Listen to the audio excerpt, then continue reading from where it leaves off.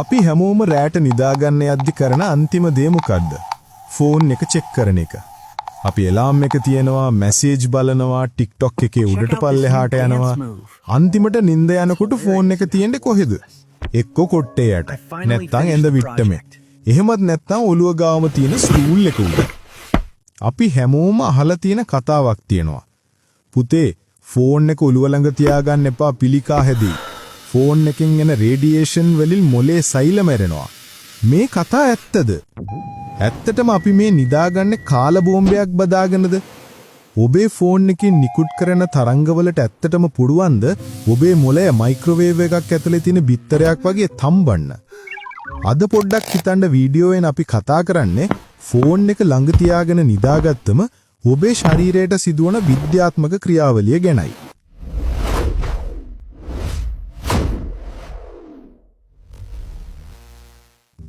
මේ වීඩියෝ එක ඉවර වෙද්දි ඔබට තේරෙයි ඔබ බය වෙන්න ඕන රේඩියේෂන් වලටද නැත්නම් ඊට වඩා භයානක වෙනත් දෙයකටද කියලා. මුලින්ම අපි මේ රේඩියේෂන් නැත්නම් විකිරණ කියන බය හිතන වචනේ තේරුම් ගමු. විද්‍යාවේදී විකිරණ කොටස් දෙකකට බෙදනවා. එකක් තමයි අයනයිසින් රේඩියේෂන්. මේවා භයානකයි. එක්ස්-රේස්, ගාමා රේස් වගේ දේවල්. මේවට පුරුවම් ඔබේ සෛලවල තියෙන DNA කඩලා බිඳලා දාන්න. ඒ කියන්නේ පිළිකා ඇති කරන්න පුළුවන්. දෙවෙනි කොට තමයි නන් අයනයිසින් රේඩියේෂන්. මේවායි ශක්තිය ගොඩක් අඩුයි. රේඩියෝ තරංග, Wi-Fi සහ ඔබේ ෆෝන් එක අයිති වෙන්නේ මෙන්න මේ ගොටටයි. සරලවම කිව්වොත් ඔබේ ස්මාර්ට්ෆෝන් එක වැඩ කරන්නේ රේඩියෝ වේව්ස් වලින්. මේ තරංගවලට බෑ ඔබේ ශරීරයේ DNA අණුව කඩන්න. මේ තරංගවලට කරන්න පුළුවන් එකම දේ තමයි තාපය නිපදවන එක. හරියටම මයික්‍රෝවේව් උඳුනක් වගේ. හැබැයි බය වෙන්න එපා. මයික්‍රෝවේව් එකක් වැඩ කරන්නේ වොට් 1000ක විතර බලයකින්. හැබැයි ඔබේ ෆෝන් එක වැඩ කරන්නේ මිලිවොට් ගානක ඊටාම පුංචි බලයකින්. විද්‍යාඥයන් කියන විදියට ෆෝන් එකකින් මොළය තැම්බෙන්න නම් ඔබ එක දිගට පය 28ම ෆෝන් එක කනට තියාගෙන හිටියත් ඒ උෂ්ණත්වය ඉහළ යන්නේ ඊටාම සුළු ප්‍රමාණයකින්. ඒ ඔබේ රුධිර ගමනාගමනය මගින් පහසුවෙන්ම නිවලා දානවා. එහෙනම් මේ ලෝක සෞඛ්‍ය සංවිධානයේ ෆෝන් විකිරණ පිළිකාකාරකයක් වෙන්න පුරුවන් කියලා නම් කරලා තියෙන්නේ. ඒකේ තේරුම පිළිකා හැදෙනවා කියන එක නෙවෙයි. ඒකේ තේරුම අපිට තාම 100% ෂුවර් නෑ. ඒ නිසා පරිස්සම් වෙන එක හොඳයි කියන එක. ඔබ දන්නවද? අච්චාරු සහ කෝමාරිකා අයිති වෙන්නෙත් මේ ගෲප් 2B එකටමයි. රේඩියේෂන් වලින් පිළිකා හැදෙන කතාව බොරුවක් වෙන්න පුරුලා. හැබැයි ෆෝන් එක ළඟ තියාගත්තම ඊට වඩා ලොකු හානියක් ඔබේ ශරීරයට වෙනවා. ඒ තමයි බ්ලූ ලයිට් නැත්නම් නිල් ආලෝකය. අපේ මොලේ තියෙනවා පීනියල් ග්ලෑන්ඩ් කියලා පොඩි කොටසක්. මේකෙන් තමයි අපිට නිින්ද යන්න අවශ්‍ය කරන මෙලටොනින් කියන හෝමෝනය නිපදවන්නේ.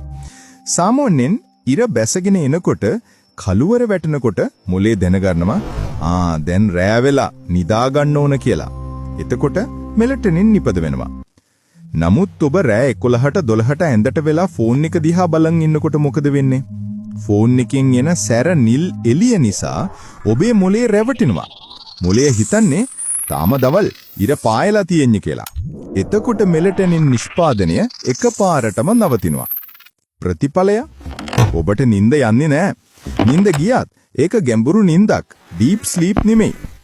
උදේට නැගිටිනකොට ඇඟට පණ නැහැ. කේන්ති යනවා. මතක ශක්තිය අඩුයි. දිගින් දිගටම මේක වුණාම තමයි තරුණ වයසේම දියවැඩියාව, අධිරුධිර පීඩනය සහ විෂාදය, ડિප්‍රෙෂන් වගේ ලෙඩ හැදෙන්නේ. ඔබව මරන්නේ රේඩියේෂන් නෙමෙයි. ඔබව මරන්නේ නිින්දමදිකම. තව ප්‍රශ්නයක් තියෙනවා. ඔබ කවදා හරි ෆෝන් එක සයිලන්ට් දාලා නිදා ගන්න හැදුවා. එකපාරටම ටින් ගාලා සද්දයක් ඇහුනම මොකද වෙන්නේ? ඔබේ හිතට නිකන් කරන්ට් එක වැදුනා වගේ වෙනවා නේද? කවුද මැසේජ් එකක් එව්වේ? ලයික් එකක්ද? මොකක් හරි හදිස්සියක්ද? ෆෝන් එක ළඟ තියාගෙන නිදා ගන්නවා කියන්නේ ඔබේ මොළය පැය 24ම alert එකේ තියා ගන්නවා කියන එකයි. මේකද කියන්නේ hyper vigilance කියලා. ඔබ නිදාගෙන හිටියත් ඔබේ යටි සිත subconscious mind ඉන්නේ බාගෙට ඇහැරලා. පොඩි සද්දයක් ඇහුණ ගමන් ගැස්සිලා ඇහැරෙනවා. මේ නිසා ඔබේ ශරීරේ කෝටිසෝල් කියන ආතති හෝමෝනේ, ස්ට්‍රෙස් හෝමෝනේ නිතරම ඉහළ මට්ටමක තියෙන්නේ. සරලවම කිව්වොත් ෆෝන් එක ළඟ තියාගෙන නිදා ගන්නවා කියන්නේ සතුරෙක් කෙනක මුරට ඉන්නවා වගේ වැඩක්. ඔබේ මුලයට විවේකයක් ලැබෙන්නේ නැහැ. පිළිකා කතාව බොරු වුණාට ෆෝන් එක නිසා ඇත්තටම මැරුණු අය ඉන්නා. ඒ කොහොමද? ගින්නෙන්. ගොඩක් අය පුරුදු වෙලා ඉන්නවා ෆෝන් එක charge එකට ගහලා කොට්ටේ යටින් තියාගෙන නිදා ගන්න. මේක තමයි කරන්න පුළුවන් භයානකම දේ. ස්මාර්ට්ෆෝන් වල තියෙන ලිතියම් අයන් බැටරි මේවා charge වෙනකොට රත් වෙනවා. සාමාන්‍යයෙන් මේ රස්නය වාතයට මුදාහරින්න ඕන. නමුත් ඔබ ෆෝන් එක කොට්ටේ යට ගහුවම ඒ රස්නයට එළියට යන්න තැනක් නැහැ. ෆෝන් එක රත් වෙනවා අන්තිමට පුපුරනවා. ලෝකේ පුරාම මෙහිම වෙලා මියගිය සහ බරපතල පිඩිස්සුම් තුවාල ලැබුව අය ඕනතරම් ඉන්නවා. ඒ නිසා මතක තියාගන්න කවදාවත් කිසිම හේතුවක් නිසා ෆෝන් එකක් කොට්ටයක් යට හෝ මෙට්ටයක් යට තියලා charge කරන්න එපා. එහෙනම් අපි මොකද කරන්න ඕන?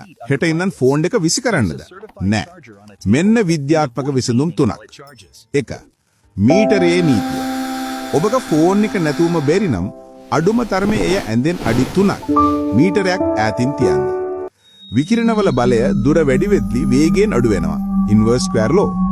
අඩි 3ක් ඈතින් තිබ්බම රේඩියේෂන් ගැන බය වෙන්න දෙයක් නැහැ. 2. පරණ තාලේ එලාම් ඔරලෝසුවක් ගන්න. ෆෝන් එක නැත්තම් මට උදේට ඇහැරෙන්න බෑ කියන එක බොරු නිදහසට කරුණක්. රුපියල් 1000කට පොඩි එලාම් ඔරලෝසුවක් ගන්න. එතකොට ෆෝන් එක ඕන වෙන්නේ නැහැ. 3. එයාප්ලේන් මෝඩ් දාන්න. ඔබට ෆෝන් එක ළඟම තියාගන්න ඕනේ නම් අඩුම තරමේ data සහ wifi off කරන්න. නැත්නම් එයාප්ලේන් මෝඩ් දාන්න. එතකොට අර නිතරම එන සිග්නල් තරංග නවතිනවා. බැටරිය අතිතුරුයි නින්දත් ෂුවර්. අවසාන වශයෙන් කියන්න තියෙන්නේ මේකයි. ෆෝන් එකකින් ඔබට පිළිකා හෙදෙන සම්භාවිතාව ඊටාම අඩුයි.